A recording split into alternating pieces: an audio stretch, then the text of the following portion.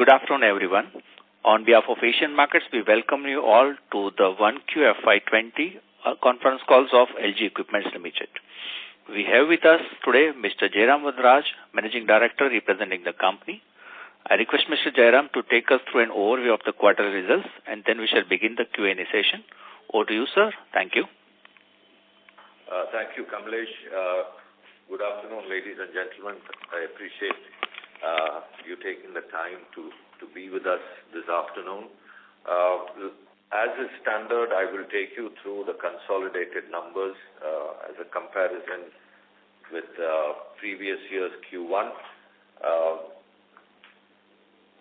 The sales has increased by 5%, and as a consequence of that increase in sales, we should have had a higher EBITDA. So normally I take the EBITDA that should have been, which comes to around 617 million, which includes the incremental EBITDA coming from Pulford's, which was not there in the previous year's first quarter.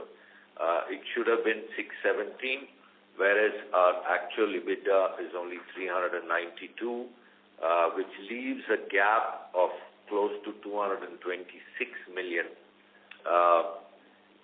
The biggest cost of this 226 million has been our employee costs and certain other fixed costs.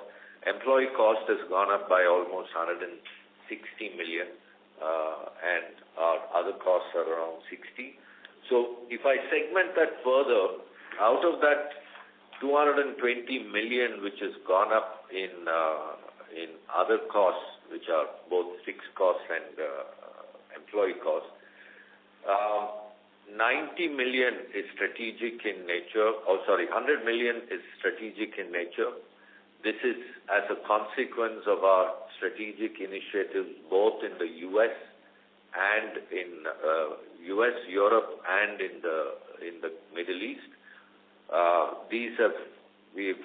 I explained to you in the last call where we said we are going forward with certain initiatives in Europe, where we are building a team, and the revenue that are expected out of it are not yet visible in our books, but we are in the process of building a team, and therefore there are costs involved, including recruitment costs and salaries of people who have already come on board. So I'm not very concerned about that because those are planned. What I am concerned about is the balance close to 100 million that we incurred in India and in certain other markets, but primarily India, with an expectation that there will be an increase in sales, and that has not materialized. That is our biggest disappointment, and that's really the story of this quarter. India did not fire as we expected in the first quarter. Now, our expected, the growth in sales has been only 5%, and I think India is actually lower than that. So we are looking at how to, I'll segue from this story, I will segue into what we think are the markets and what is it that we need to do. The month of April and May, part of May, did not give us that kind of an indication. Things seem to be continuing on, and we thought post-elections it should actually get a little better, but actually the markets are very sticky. Enquiries continue to be strong, but finalizations are getting delayed, and people are not putting money on the table as far as converting their plans into action. At this point in time, we are not able to say exactly how it's going to. Even July has not been a great month.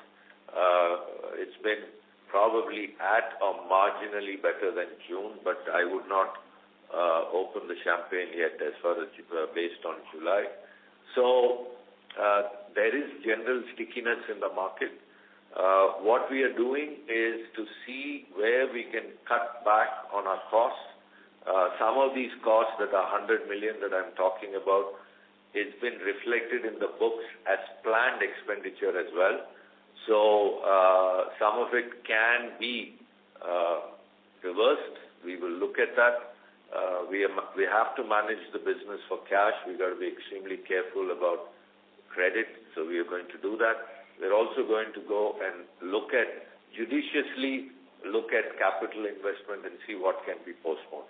But the point here is, this is just a quarter, and I want to highlight to everyone, we should not do anything drastic just because of a quarter.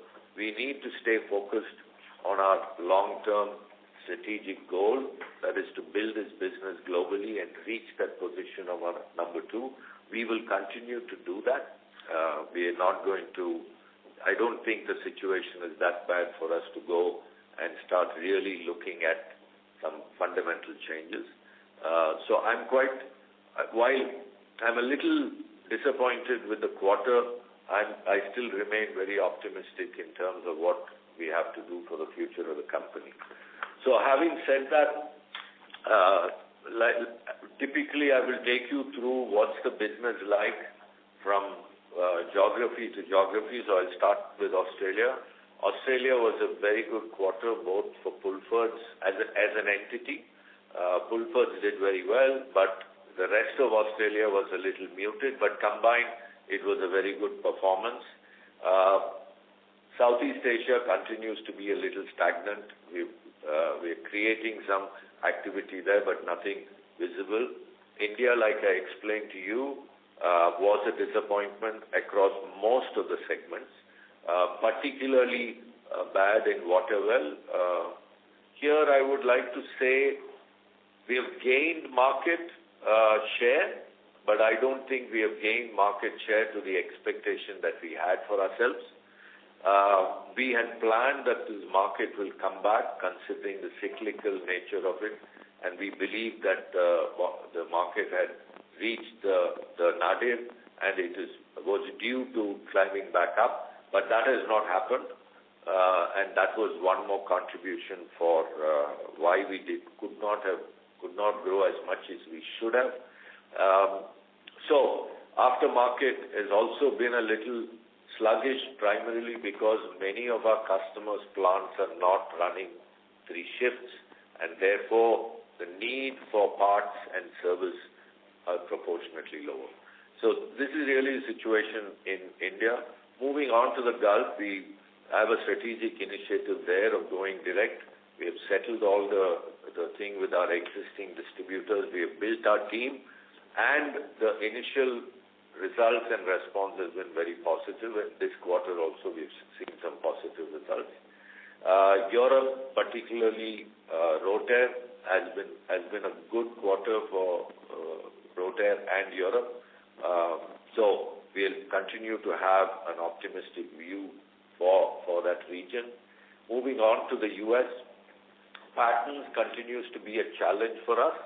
We had our strategic initiative. We have put the processes in place, but what we are realizing is the results of the process that we did in India seems to be producing. India produced the results of the process a lot faster than the results in the U.S. and in patents. LG U.S. business, we had some setback, not in our strategic businesses. We had some OE customers who did not buy as much as they did in the first quarter of the previous year. So generally, international business has been in a good track. India has been the disappointment. Now, coming to our working capital, you would notice that our net debt position is about 180 crores. The reason why it is such a large number is we have adopted a new accounting standard where all the rented assets, rented premises have to be restated on the basis of owned property. So I forget the name of what is the name of that standard, accounting standard? The lease accounting standards, 116. Ind AS 116, which is the lease accounting standard, because of which the lease that is due for the rest of the life of the lease contract has to be brought in as debt, and therefore about 30 crores has been added to the debt position of the company. In addition, in our portable business in the US, we have invested in certain inventory as a means to go direct to the customer, and that has been an investment of close to about 3 million. So that's basically Rotair inventory that we have taken on in Elgi. So that has also, it's a one-time spike, and with the sales which we have done, we are beginning to see robust direct sales of portables in the US through Elgi US. That will get normalized very quickly. So both, if you remove both of those anomalies, then the net debt is only about 130 crores, and it was 115 crores in March, end of March. The increase in that 15 crores has been nothing to be worried about. Those are selective increases in inventory and receivables which are being worked on, and I'm pretty confident in the next 1 quarter we will be able to reduce both of them. So this is really the summary of our first quarter, and I'd be happy to answer questions. Thank you. Thank you. Ladies and gentlemen, we will now begin the question and answer session. Anyone who wishes to ask a question may enter star and 1 on their touchtone telephone. If your questions have been answered and you wish to withdraw yourself from the queue, you may enter star and 2. Participants are requested to use handsets while asking a question. Ladies and gentlemen, we will wait for a moment while the question queue assembles.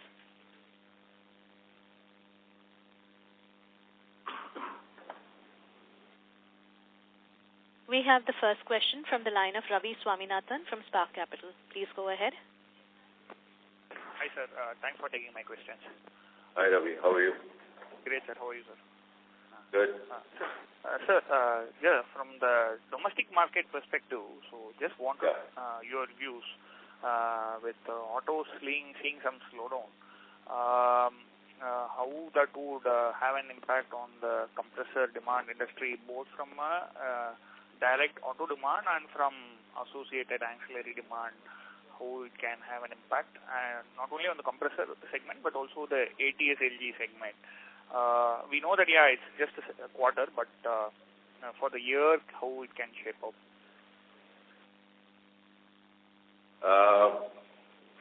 I'm not able to give you a specific number in terms of the impact of the auto and auto ancillary industry specifically. But in the quarter, we now review our sales by industry vertical, and we definitely in auto and auto ancillary contribution, expected contribution to sales during the first quarter, and the actual was very low compared to our expected. I wouldn't like to go into the specific number, Ravi, in the call. As far as ATS is concerned, actually we did very well considering the overall situation in the automotive industry, and this is primarily because two of the automotive OEs who have entered the market, namely Kia and MG, are setting up the basic dealership network, and we are the preferred vendor there, and as a consequence of that, we realized some positive growth through these two OEs.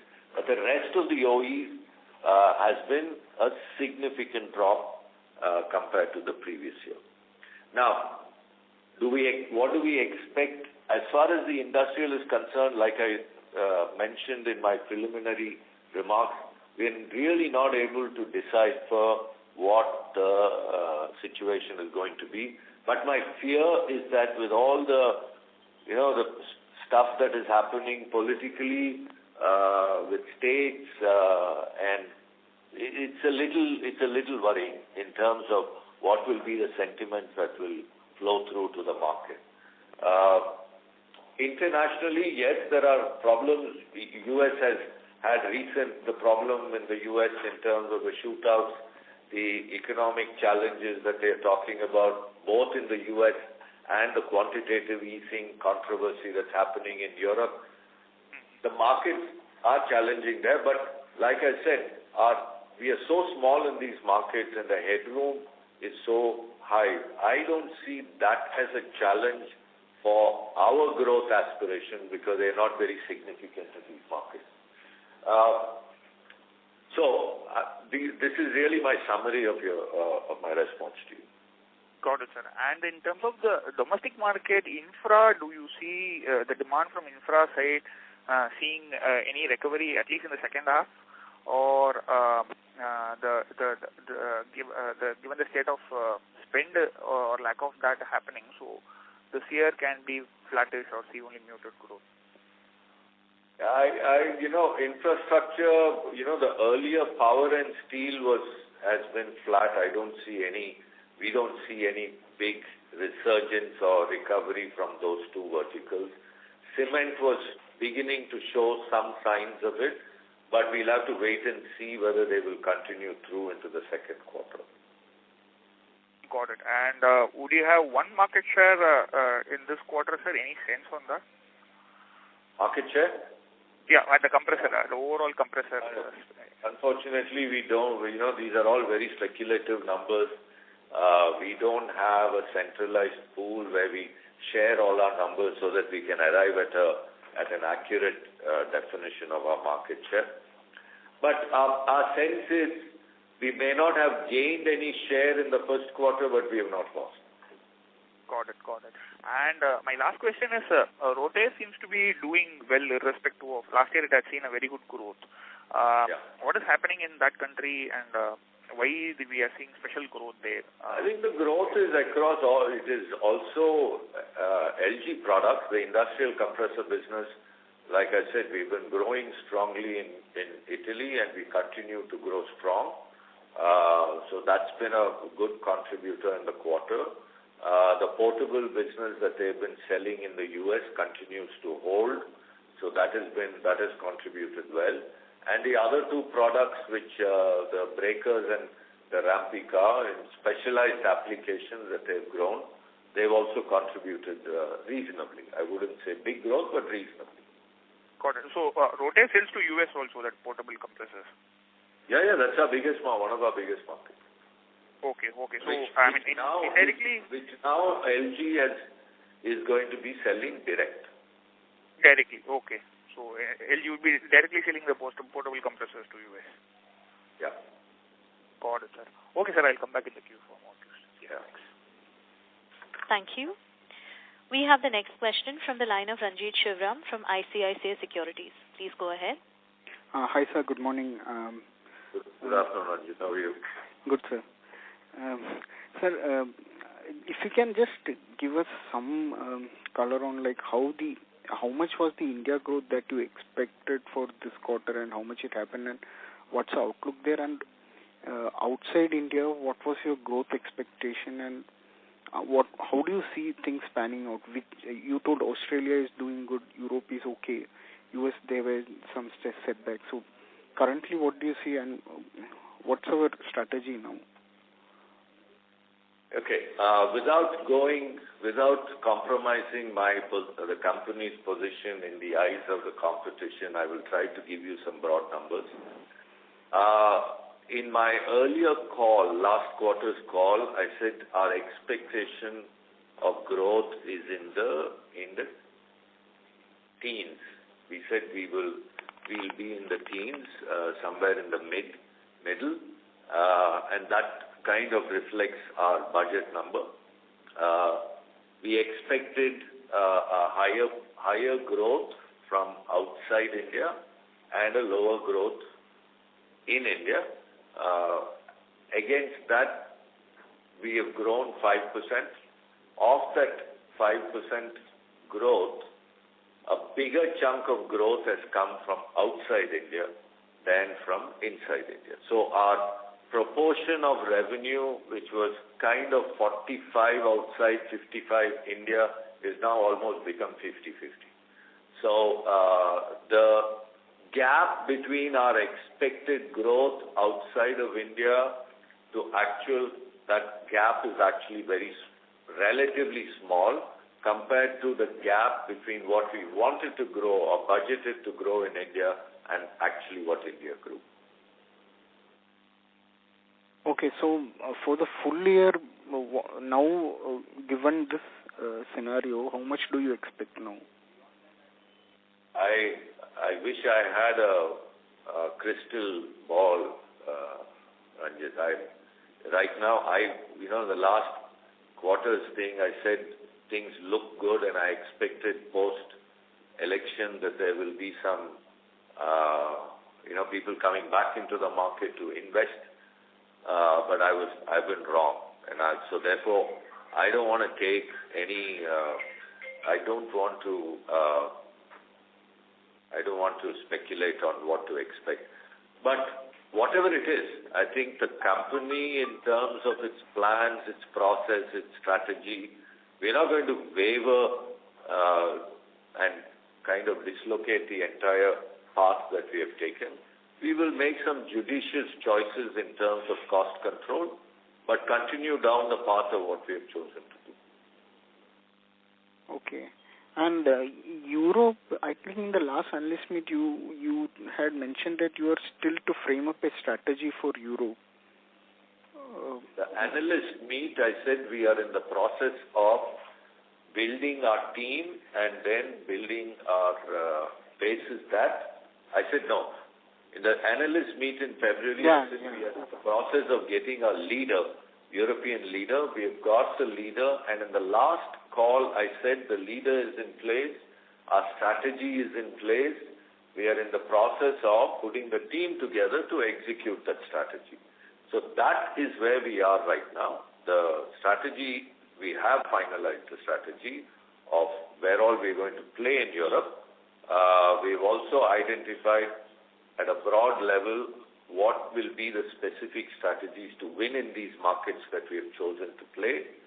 The leadership team required to deliver and execute on this strategy is falling into place even as we speak. Most of the critical leadership either are already on board or have signed the contract to come on board. Okay.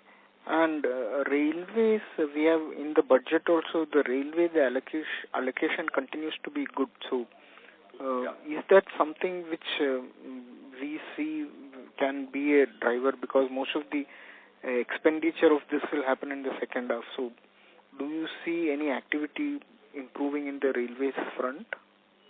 Railways has not dropped like the industrial has dropped. So, railways has not let us down in our budgeted growth, but that's because the orders for what we are selling right now were already in the books when we started the year. You're right, the budget for railways has been quite healthy, but it is not like a path-breaking change that is going to give us like 100% growth or 50% growth. And the segment and the contribution of railways to our total business is not that big for us to make any big material change. Okay, and in your opening remarks, there was some 10 crore you mentioned as cost which we had incurred expecting a higher sales. So now that the actuals has come down, so going forward, you expect a clawdown on that. Because of that, the margins can improve in at least the fixed cost can come down in the second half? Absolutely. Maybe not the second quarter, but definitely in the second half. Okay. Okay, sir. I'll join for further questions. Thank you. Thank you. We have the next question from the line of Kirti Jain from Sundaram Mutual Fund. Please go ahead. Sir, when we see like-to-like growth, what would have been, sir? Like excluding, say, Pulford, which would have not have been there in the base period. Any idea can you give, sir? In terms of revenue? Like-to-like growth, sir. The like-to-like, I don't have the number in front of me. I can give it to you offline. Sure, sir. Sir, in terms of the additional cost, so do you, in employee line item, this cost is mainly pertaining to European things, sir, or is there any one-off in this employee cost line item, sir? So say that again. I'm sorry, I didn't understand. Employee cost line item, is there any one-off, or is it the difference of, say, 17 crores on a year-on-year basis is fully due to Europe? The employee cost at a consolidated level, we're looking at around 160 million, correct? Is that the number you're talking about? 101 crores, sir. Which are you looking at consolidated? Yes, consolidated, sir. Okay. 101 crore as against 78 crores on a year back level. I'm trying to look at 101 versus 78. So the main increase in employee cost, like I explained to you, was it's about 50-50. The increase of around 120 roughly, which is 12 crores, close to half of it is strategic in nature, close to half of it is regular increases that have happened in India, US, patents, rotor, everywhere. So then with regard to the benefits of motor plant, when will we see that in our cost line items, sir? Or are we seeing that already in the current quarter?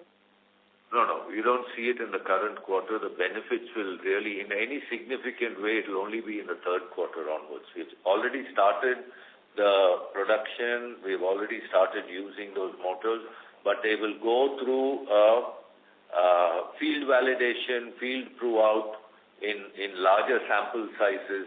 So I expected contribution of a sizable number of motors only in the third quarter. Next year we will see a full year benefit of some. Yes. In India. Yes. That's it from my side, sir. Thank you, sir. Thank you.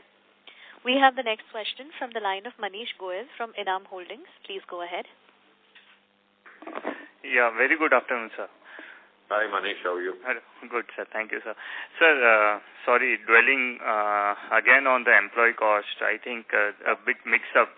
So what you are right now referred to 12 crore increase was on a quarter-on-quarter basis, which you mentioned that half of it related to normal cost increase and half is related to strategic in nature, and larger part of that is from Europe. Am I right, sir?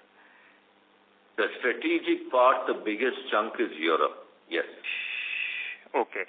So a couple of questions here. One is that if I look at the standalone operations, again, the increase has been like 6 crores on a quarter-on-quarter basis.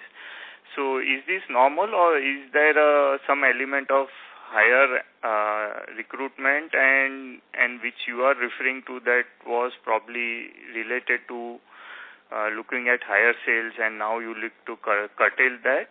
If you can explain that and clarify. Yeah.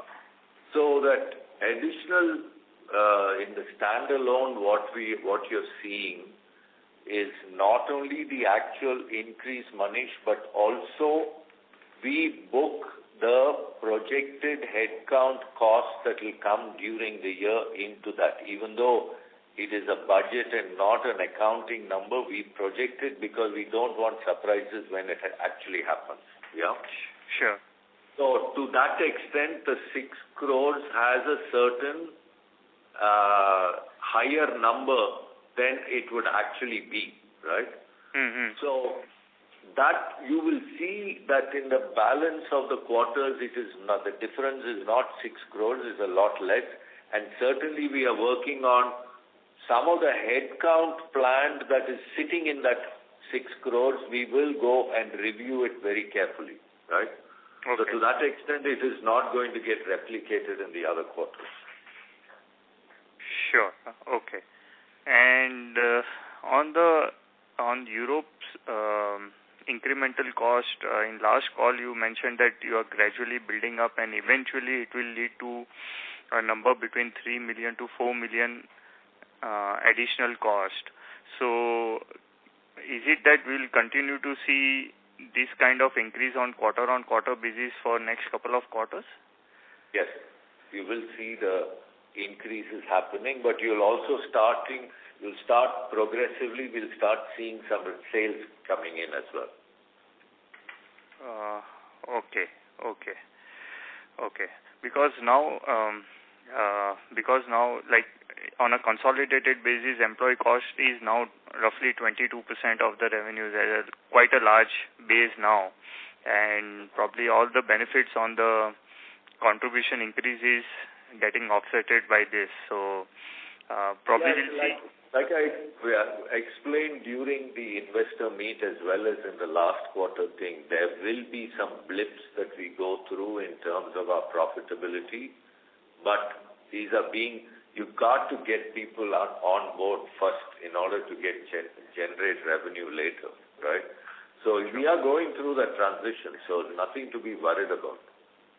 Okay, and on the contribution side, we are fairly comfortable that we'll be able to maintain what we have seen in the Q1. But Manish, you should at least compliment us. We have improved our contribution. No, I agree, sir. You did in last call had mentioned that we had taken a price hike and you had a better revenue mix, and so we've done it all around here. In spite of the tough market, somewhere a little bit of a pat on our back by every once in a while. No, we definitely. Once in a while is good. Yeah. No, we really appreciate that, sir, and just taking a reconfirmation from you that hopefully it continues. Absolutely. And in your opening remarks, you did you spoke about on the capex side. So, what's the plan in the current year, sir, on that? See, like I've explained in the past, our capex plan is to always to invest 1 year ahead of our planned growth, right? So, basis that we had made certain budgets based on a certain growth expected for next year. So, with the current market being what it is, we got to go back and recalibrate and see what are all there are some assets that you have committed, you can't go back, correct?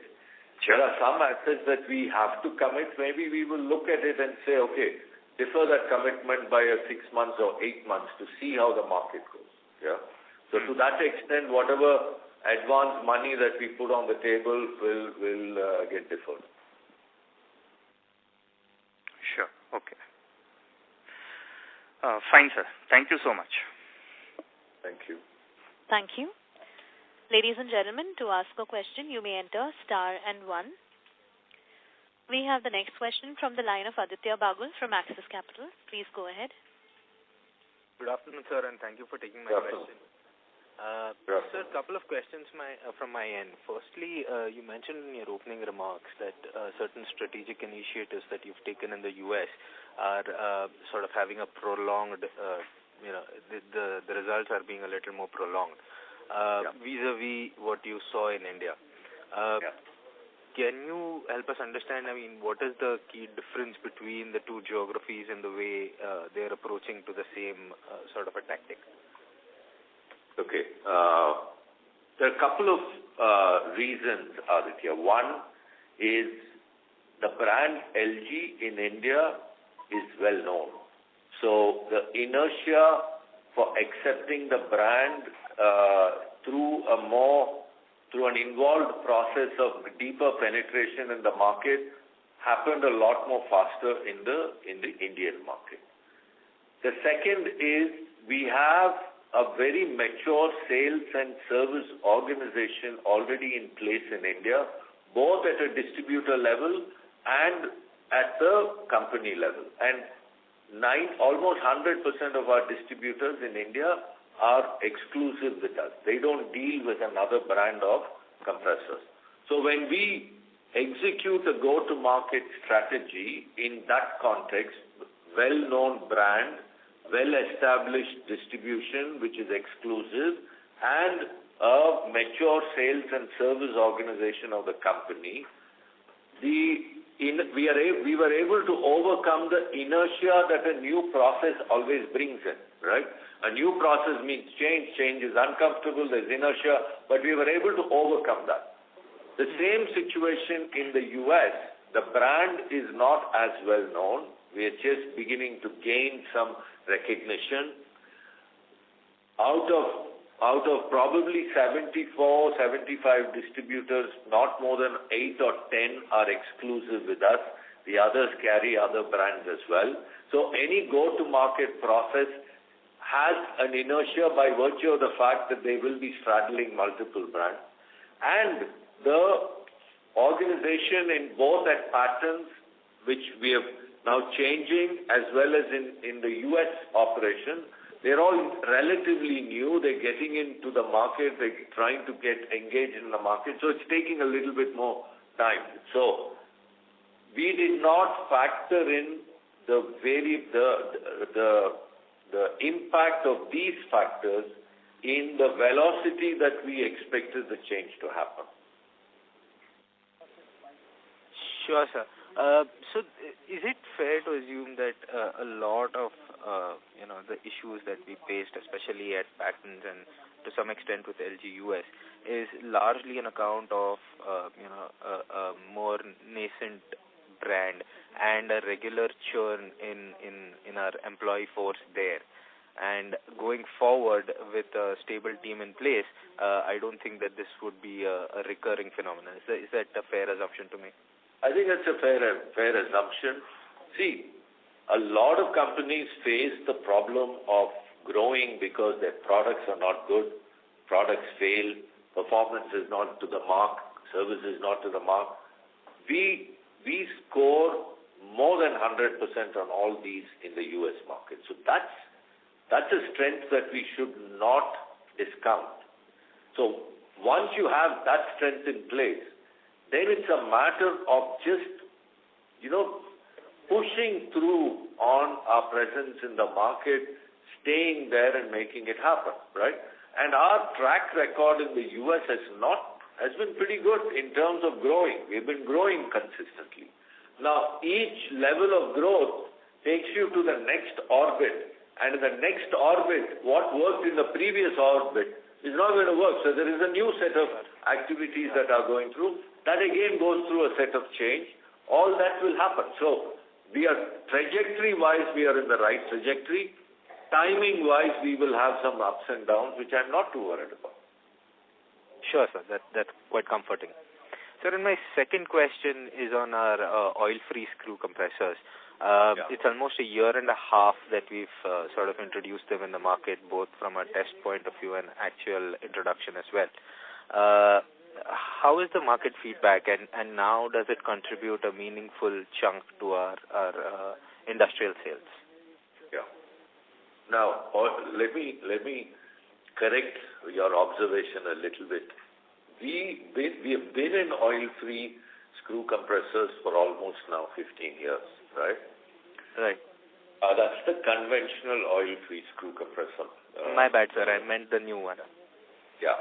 So now what we launched in India maybe 8-9 months ago, and what we formally launched in Germany, which is our AB series, which is oil-free disrupted, is one part. The other part is even for our regular oil, the overall oil-free business, we have created a strategic initiative in India to improve our presence and penetration. And I'm very happy that in the last 6 months that we've been running this program, we've been able to penetrate. Earlier, if you look at our oil-free business a big part of it was the tender, the projects, the power, steel, those kinds. That has shifted drastically in the last 6 to 7 months, where we are now participating in one-off customer requirements, which are not project, and the profitability on these are a lot better. The customer acceptance and the terms are a lot better. So that's a general observation on the oil-free. So I believe that our market share in oil-free has improved, right? Overall, our AB series, the kind of engagement we have had in the market, I can say in the last 3 to 4 months has been very, very encouraging, right? And we are beginning to see installations with customers who would have never considered LG and would have never considered this technology. And we are demonstrating to them significant life cycle cost savings, which is now prompting repeat orders from many of these customers, which is ultimately that's the absolute proof of the validity of this product and the attractiveness of the product for the customer. So, if I have to summarize it, we are very pleased with the way we are progressing with oil-free and with the AB. Sure, sir. That's quite helpful. Sir, and just one last question. I know it is difficult to look at FY20 and H2 in the context that we are in. However, if you can give us some color as to which is the segment that you believe you're most optimistic at. I mean, you've talked a little on cement, you've talked a little on railways. Which is the segment that you believe would be probably the first to revive? You see, two segments that I think will not go down will be, one is railways for the obvious reasons. The other one is our portable compressors, the non-water well stuff, where commitments have been made also for road construction and some infrastructure development. So government funding has gone into it when we are hoping that the financing for these will also flow through. So these two, I don't see them letting us down, but both of them are not huge contributors to our top line. Aftermarket, there is opportunity. Yes, the compressors are not, customers are not running their compressors, their plants as much, and therefore the requirement for service has also come down. But there are opportunities internally in the company to expand our presence, engage better with our customers. So I think the recurring revenue model of aftermarket should not let us down should improve and not let us down in the second half. Industrial, like I said, I'm not able to say what is going to happen, and water well is another question mark. What I can say is, if the water well market picks up, our position with customers is stronger than last year. So to that extent, we will get a fairer or larger share of the market, but the overall business has to pick up. That's the India story. Like I said, Europe is going to continue to grow. With the additional team that we have put in place, they will start contributing to the top line. I expect Australia to continue to grow at, if not first quarter levels, but they will continue to do better than last year. US, I'm waiting and seeing. It won't be very bad, but the kind of growth that we expected, maybe it takes a few more quarters to kick in. Yeah. Mm-hmm. Sure, sir. That's helpful, and best of luck for the quarters to come, sir. Thank you. Thank you.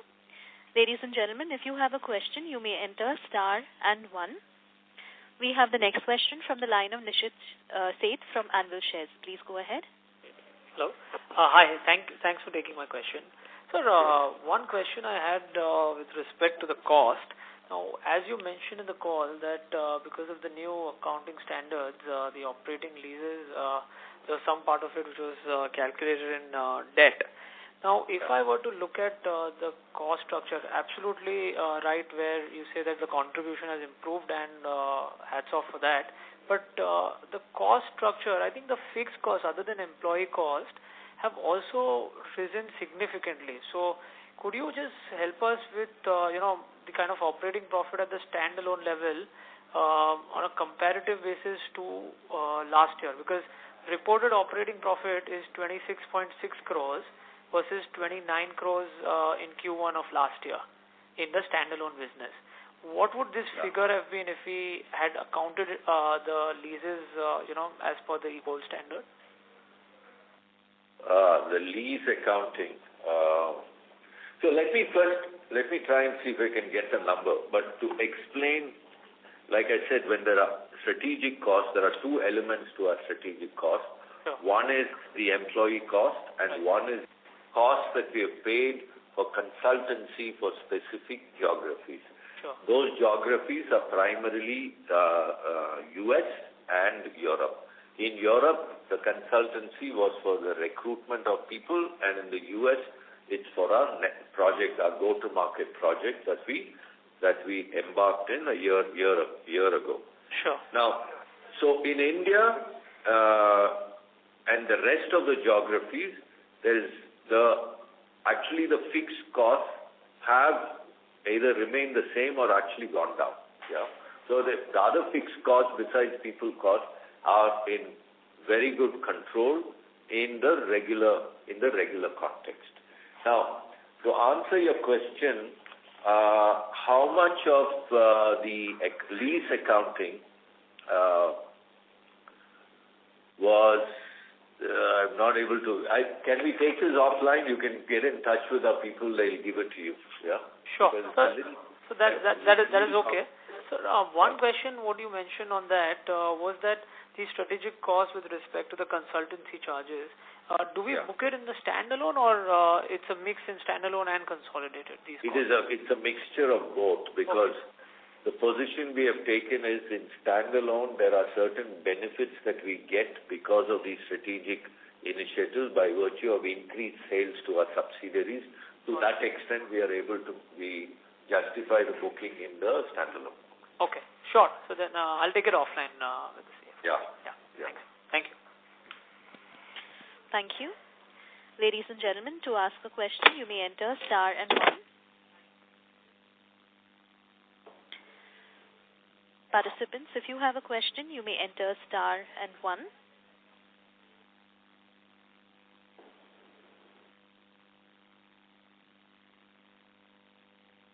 As there are no further questions from participants, I now hand the conference over to Mr. Kamlesh Kotak for closing comments. Please go ahead, sir. Hi, Jay. Just one point, if you can help us understand how the aftermarket, when you say it was slightly weak, is it degrown or is it relatively lower growth compared to the previous quarter, and how has been the contribution from that? It is not lower than the previous year, but it has not supported our growth as much as we expected. Mm-hmm. Okay. So it is a double whammy, because the one is it didn't grow as much as we expected it to grow, and aftermarket is a lot more profitable than the rest. So if it had kicked in, we would have even seen an even better contribution. At a contribution level, we would have seen an even better percentage. Right. Okay. Great, sir. So on behalf of Asian Markets, we thank everyone for joining for this call. Special thank to Mr. Jairam and his team for providing the insights about the company's business and financial performance. Any closing remarks, sir, you want to make? Nothing specific, Kamlesh. I just hope that things settle down in our country and we get back to business. Sure. Yeah. With that, we conclude the call. Thank you and have a good day. Thank you, gentlemen.